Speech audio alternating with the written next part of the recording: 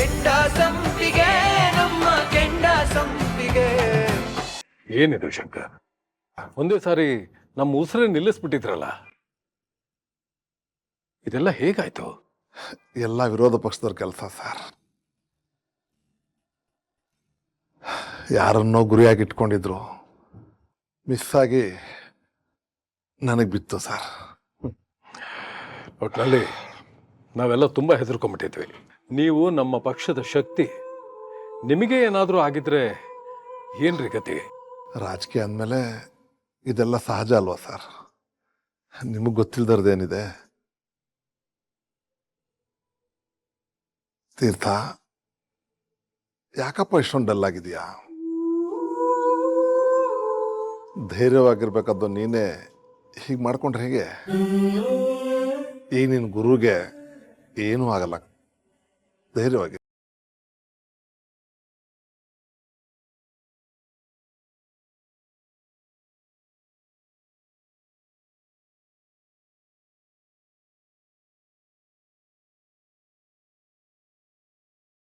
Sir, ನೀವು 100 ಕಾಲ ಚೆನ್ನಾಗಿರಬೇಕು. ನಿಮ್ಮ ಇವತ್ತಿನ ಈ ಪರಿಸ್ಥಿತಿಗೆ ನಾವು ಎಲೆಕ್ಷನಲ್ಲಿ ಗೆದ್ದೇ ತೋರಿಸ್ಬೇಕು ಸರ್.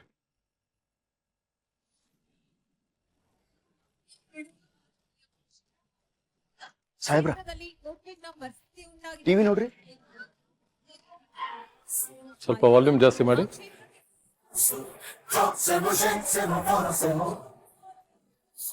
ಕಾರ್ಯಕರ್ತರ ನಡುವಿನ ಮಾರಾಮಾರಿ ಹಿನ್ನೆಲೆ ಶ್ರೀದೇವಿ ಕಾಲೋನಿಯ ಚುನಾವಣೆಯನ್ನ 1 ತಿಂಗಳು ಕಾಲ ಮುಂದೂಡಿದ ಚುನಾವಣಾ ಆಯೋಗ.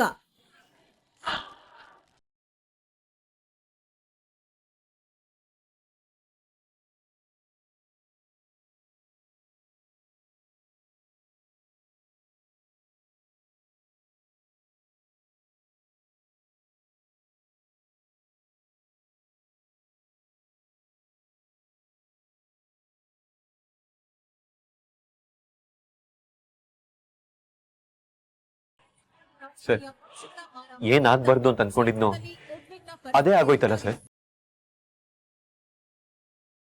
ಏನು ವರಿ ಮಾಡಬೇಡ ತೀರ್ಥ, ಆಗಿದ್ದೆಲ್ಲ ನಿನ್ನ ಒಳ್ಳೇದಕ್ಕೆ ಆಗಿದೆ ಅಂತ ತಿಳ್ಕೊ. ಕ್ಷೇತ್ರದಲ್ಲಿ ನಿನ್ನ ವರ್ಚಸ್ಸು ಬೆಳೆಸ್ಕೊಳ್ಳೋದಕ್ಕೆ ನಿನಗೆ ಇನ್ನೂ 1 ತಿಂಗಳ ಸಮಯ ಅವಕಾಶ ಸಿಕ್ಕಿದೆ. ಈ ಸಮಯನ ತುಂಬಾ ಹುಷಾರಾಗಿ ಬಳಸ್ಕೊ. ಯಾವುದೇ ವಾದ ವಿವಾದ ಪ್ರಮಾದಗಳಿಗೆ ಖಂಡಿತ ಅವಕಾಶ ಕೊಡಬೇಡ.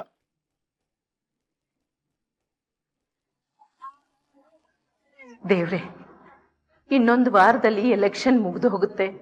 ಅದು ಮುಗ್ದಿದ ನಂತರ ಸುಮನ್ನ ತೀರ್ಥ ಮನೆಗೆ ಕಳಿಸ್ಬಿಡ್ತಾನೆ. ಅವರಿಬ್ಬರನ್ನು ಒಂದು ಮಾಡೋದಕ್ಕೋಸ್ಕರ ನಾನು ತಗೊಂಡಿದ್ದ ಪ್ರಯತ್ನ ಎಲ್ಲ ವ್ಯರ್ಥ ಆಗ್ಬಿಡುತ್ತೆ ಅಂತ ತುಂಬಾ ಭಯ ಆಗಿತ್ತು. ನಿನ್ನ ದಯೆಯಿಂದ ಎಲೆಕ್ಷನ್ 1 ತಿಂಗಳು ಪೋಸ್ಟ್ಪೋನ್ ಆಗಿದೆ.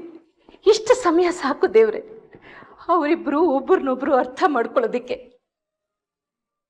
ನನ್ನ ಮಗನಿಗೆ ಸುಮಾನೇ ತಕ್ಕ ಜೋಡಿ ಅಂತ ಅರ್ಥ ಮಾಡಿಸು. ಅವಳ ಥರ ಒಳ್ಳೆ ಹೆಂಡತಿ ಅವನಿಗೆ ಸಿಗಲ್ಲ, ಅವಳಂತ ಸೊಸೆ ನನಗೂ ಸಿಗಲ್ಲ. ನೀನಾಗೆ ನೀನೇ ಆ ಮಗುನ ನನ್ನ ಹತ್ರ ಕಳಿಸ್ಕೊಟ್ಟಿದೀಯ. ಯಾವುದೇ ಕಾರಣಕ್ಕೂ ಆ ಮಗು ನನ್ನಿಂದ ಕಿತ್ಕೋಬೇಡ ದೇವ್ರೆ.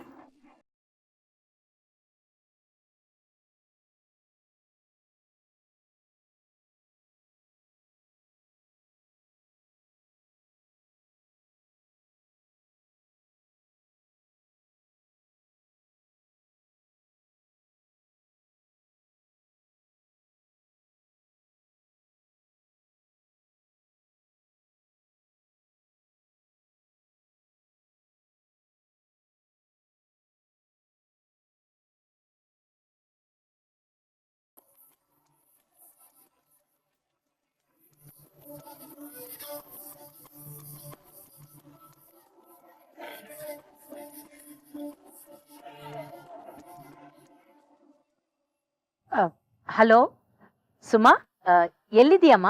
ಅಪ್ಪನ ಮನೇಲಿದ್ದೀನಿ ಅತ್ತೆ. ಯಾಕೇನಾಯ್ತು? ಏನಿಲ್ಲಮ್ಮ, ನಿನ್ ಹತ್ರ ಅರ್ಜೆಂಟಾಗಿ ಮಾತಾಡ್ಬೇಕಾಗಿತ್ತು. ಅಲ್ಲಿ ಕೆಲ್ಸ ಮುಗ್ದಿದ್ರೆ ಬೇಗ ಮನೆಗೆ ಬಂದ್ಬಿಡ್ತೀಯಾ? ನಿನ್ಗೋಸ್ಕರ ಕಾಯ್ತಾ ಇರ್ತೀನಿ. ಸರಿ ಅತ್ತೆ. ಸರಿಮ್ಮ.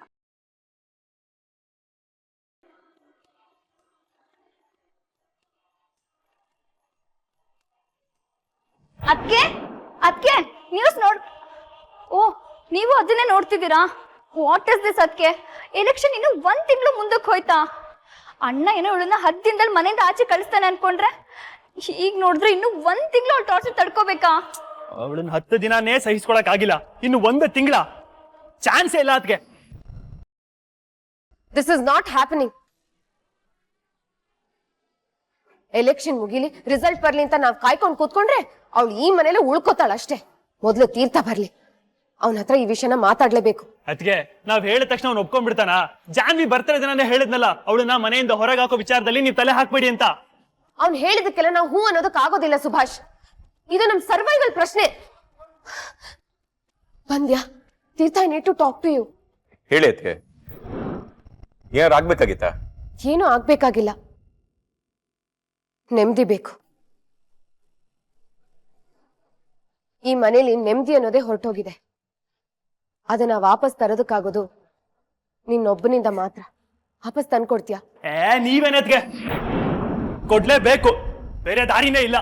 ಹೌದು, ಇಲ್ಲಾಂದ್ರೆ ನಾವು ಯಾರು ಈ ಮನೇಲಿ ಇರೋದಕ್ಕೆ ಆಗೋದಿಲ್ಲ. ಏನಾಯ್ತು ನಿಮ್ಗೆಲ್ಲ? ಏನ್ ವಿಷಯ ಆತಂತ್ರು ಹೇಳಿ. ತೀರ್ಥ, ಎಲೆಕ್ಷನ್ 1 ತಿಂಗಳು ಪೋಸ್ಟ್ಪೋನ್ ಆಗಿದೆಯಂತೆ. ಹೌದು ಅದಕ್ಕೆ, ನಾನು ಅದೇ ಟೆನ್ಷನ್ ಅಲ್ಲಿದ್ದೀನಿ. ನಿನಗೆ ಎಲೆಕ್ಷನ್ ಟೆನ್ಷನ್ ಆದ್ರೆ ಇನ್ನು 1 ತಿಂಗಳು ನಾವೆಲ್ಲರೂ ಅವಳನ್ನ ಟಾಲರೇಟ್ ಮಾಡ್ಬೇಕಲ್ಲ ಅನ್ನೋದು ನಮ್ tension. This is not happening Teertha. ನಾವೆಲ್ಲರೂ ಕಲೆಕ್ಟಿವ್ ಆಗಿ ಡಿಸಿಷನ್ ತಗೊಂಡಿದೀವಿ. ಇಮಿಡಿಯೇಟ್ಲಿ ಅವಳನ್ನ ಕಾಲೋನಿ ಕಳ್ಸು ಅಷ್ಟೇ. ಅದಕ್ಕೆ ಪ್ಲೀಸ್, ನಾನು ನಿಮಗೆ ಎಸ್ಸಲ್ಲಿ ಹೇಳಿದ್ದೀನಿ, ಈ ವಿಷಯದಲ್ಲಿ ನೀವು ಹೇಳಿದಾಗ ನಾನು ಮಾಡೋದಕ್ಕಾಗಲ್ಲ. ನನ್ನ ಪರಿಸ್ಥಿತಿನೂ ಸ್ವಲ್ಪ ಅರ್ಥ ಮಾಡ್ಕೊಳ್ಳಿ. ಡೋಂಟ್ ಬಿ ಸೋ ಸೆಲ್ಫಿಶ್ ತೀರ್ಥ. ಯಾವಾಗ್ಲೂ ನಿನ್ ಪರಿಸ್ಥಿತಿ ಬಗ್ಗೆ ಅರ್ಥ ಮಾಡ್ಕೊಳ್ಳಿ ಅಂತ ನಮಗೆ ಹೇಳ್ತಿರ್ತೀಯಲ್ಲ, ನಮ್ ಪರಿಸ್ಥಿತಿ ಬಗ್ಗೆ ನೀನ್ ಯಾಕೆ ಅರ್ಥ ಮಾಡ್ಕೊಳ್ಳಲ್ಲ?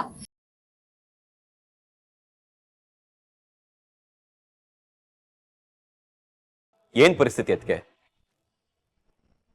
ನೀವು ಅವ್ರ ತಂಟೆಗೆ ಹೋಗ್ಬೇಡಿ, ನಿಮ್ ಪಾಡಿಗೆ ನೀವು ಇದ್ಬಿಡಿ ಅಂತ ನಾನು ಹೇಳಿದೀನಲ್ವಾ? ಎಕ್ಸಾಕ್ಟ್ಲಿ. ನಮ್ ಪಾಡಗ್ ನಮ್ನ ಇರೋದಕ್ ಬಿಡೋದಿಲ್ವಲ್ಲ. ಎಲ್ಲ ವಿಷಯದಲ್ಲೂ ಇಂಟರ್ಫಿಯರ್ ಆಗ್ತಾಳಲ್ಲ ಅವಳು. ನೋಡಿ ಅದಕ್ಕೆ, ಎಲೆಕ್ಷನ್ ಮುಂದೆ ಹೋಗಿದೆ ಅಂತ ನಾ ಮೊದಲೇ ಟೆನ್ಷನ್ ಅಲ್ಲಿದ್ದೀನಿ. ನೀವೇನೇನೋ ಹೇಳಿ ನಂಗೆ ಪ್ರೆಷರ್ ಹಾಕ್ಬೇಡಿ. ಈಗ ಹೇಳ್ತಾ ಇದ್ದೀನಿ ಕೇಳಿ, ಎಲೆಕ್ಷನ್ ಮುಗಿಯೋವರೆಗೂ ಸುಮನ್ ಅವ್ರನ್ನ ಕಾಲೋನಿಗೆ ಕಳ್ಸೋದಕ್ಕಾಗಲ್ಲ.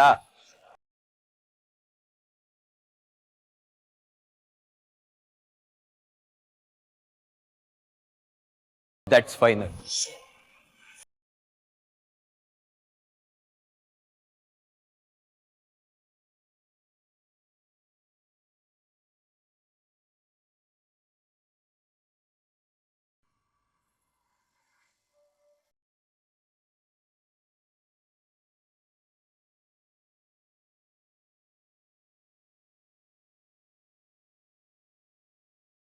ಸುಮಾ ಅತ್ತೆ, ದೇವಸ್ಥಾನಕ್ಕೆ ಹೋಗಿದ್ರಾ? ನಿನ್ ಗಂಡಂಗೆ ಯಾವ ಅಪಾಯನೂ ಆಗ್ಲಿಲ್ವಲ್ಲ, ಅದಕ್ಕೆ ದೇವ್ರಿಗೊಂದು ಥ್ಯಾಂಕ್ಸ್ ಹೇಳ್ಬಿಟ್ಟು ಅವನ ಹೆಸರಲ್ಲಿ ಪೂಜೆ ಮಾಡಿಸ್ಕೊಂಡು ಬಂದೆ. ಇನ್ಯಾವ ಭಯನೂ ಇಲ್ಲ. ಆದ್ರೆ ನನ್ಗಿನ್ನೂ ಭಯ ಇದೆ ಅತ್ತೆ. ಈ ರಾಜಕೀಯದಲ್ಲಿ ಇಷ್ಟೊಂದು ಆಪತ್ತಿರುತ್ತೆ ಅಂತ ನಾನು ಯೋಚನೆ ಸಹ ಮಾಡಿರ್ಲಿಲ್ಲ. ಈಗ ಸಾಹೇಬ್ರನ್ನ ಸುರಕ್ಷತೆ ಇಲ್ಲದೆ ಹೊರಗಡೆ ಕಳ್ಸಕ್ಕೆ ಭಯ ಆಗ್ತಿದೆ. ಅವನ್ ರಾಜಕೀಯಕ್ಕೆ ಹೋಗ್ತೀನಿ ಅಂತ ಹೇಳಿದಾಗ ನಮಗೂ ಭಯ ಇತ್ತು. ಆದ್ರೆ ಈಗ ಅವನು ಸೇಫ್ ಆಗಿರ್ತಾನೆ, ಏನು ಯೋಚನೆ ಮಾಡ್ಬೇಡ. ನೀನ್ ಇವತ್ತು ಶಾವಿಗೆ ಪಾಯಸ ಮಾಡು, ಎಲ್ರೂ ಪಾಯಸ ಕುಡಿಲಿ. ಪಾಯಸನ? ಏನತ್ತೆ, ಪಾಪ ಸಚಿವ್ರಿಗೆ ಚಾಕು ಬಿದ್ದು ಆಸ್ಪತ್ರೆಲಿದ್ದಾರೆ. ಈ ಸಮಯದಲ್ಲಿ ಪಾಯಸ ಮಾಡು ಅಂತಿದ್ದೀರಾ? ನಾನು ಪಾಯಸ ಮಾಡು ಅಂತ ಹೇಳಿದ್ದು ಅದಕ್ಕಲ್ಲ. ಎಲೆಕ್ಷನ್ 1 ತಿಂಗಳು ಪೋಸ್ಟ್ಪೋನ್ ಆಯ್ತಲ್ಲ, ಅದಕ್ಕೆ. 1 ತಿಂಗಳು ಅನ್ನೋದು ತುಂಬಾ ಸಮಯ.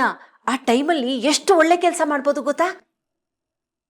ಅಲ್ಲ ಅತ್ತೆ, ಎಲೆಕ್ಷನ್ ಮುಂದಕ್ಕೆ ಹೋಗಿರೋದಕ್ಕೆ ನಿಮ್ಗೆ ಯಾಕೆ ಎಷ್ಟು ಖುಷಿ ಆಗ್ತಿದೆ? ಯಾಕೆ ಅಂತ ಕೇಳ್ತೀಯಲ್ಲಮ್ಮ. ಹಾಗಾದ್ರೆ ನಮ್ ತೀರ್ಥ ನಿನ್ನ ಮನೆ ಬಿಟ್ಟು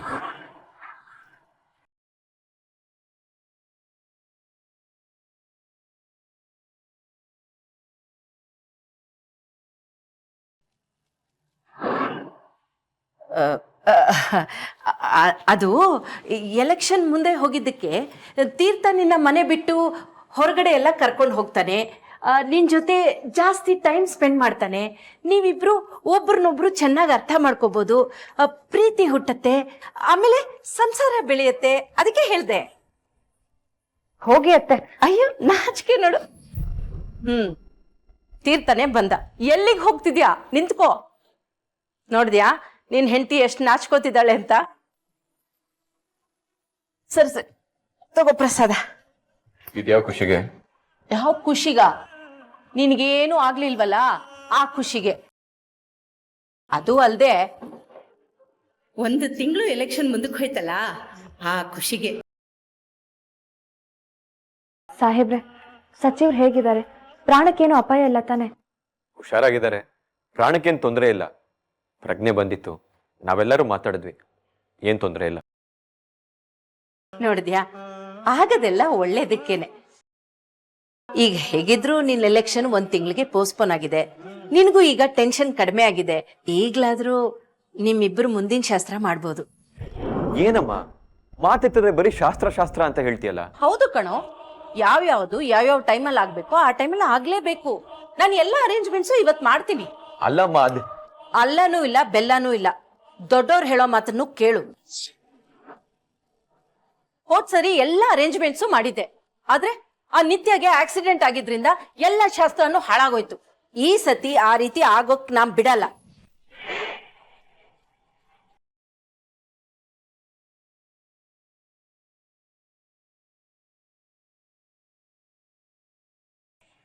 ಸಾಹೇಬ್ರ,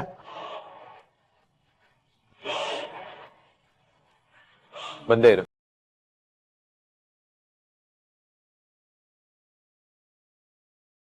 ಏನ್ ಚಿಟ್ಟೆ? ಸಾಹೇಬ್ರ, ಆ ಮಿನಿಸ್ಟರ್ ಮನೆಗೆ ಅರ್ಜೆಂಟ್ ಮೀಟಿಂಗ್ ಕರೆದಾರ, ಹೋಗ್ಬೇಕಂತ. ಹೌದಾ?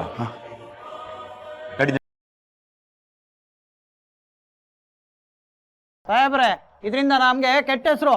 ಸರ್, ಇನ್ನೂ ರಾಜಕೀಯದಲ್ಲಿ ಕಣ್ಣೇ ಬಿಟ್ಟಿಲ್ಲ, ಆಗ್ಲೇ ಆಕಾಶದಲ್ಲಿ ಹಾರಾಡ್ತಾ ಇದ್ದಾನೆ. ಫಸ್ಟ್ ರೆಕ್ಕೆ ಕಟ್ ಮಾಡಿ ಸರ್, ಇಲ್ಲ ಅಂದ್ರೆ ನಮ್ಮ ಪಕ್ಷದ ಮರ್ಯಾದೆ ಹೋಗುತ್ತೆ. ನೋಡಿ, ನಾನು ಇದ್ರ ಬಗ್ಗೆ ಮಾತಾಡಿದ್ದೇನೆ. ನೀವೆಲ್ಲರೂ ಈಗ ಸ್ವಲ್ಪ ಸಮಾಧಾನವಾಗಿರ್ತೀರಾ?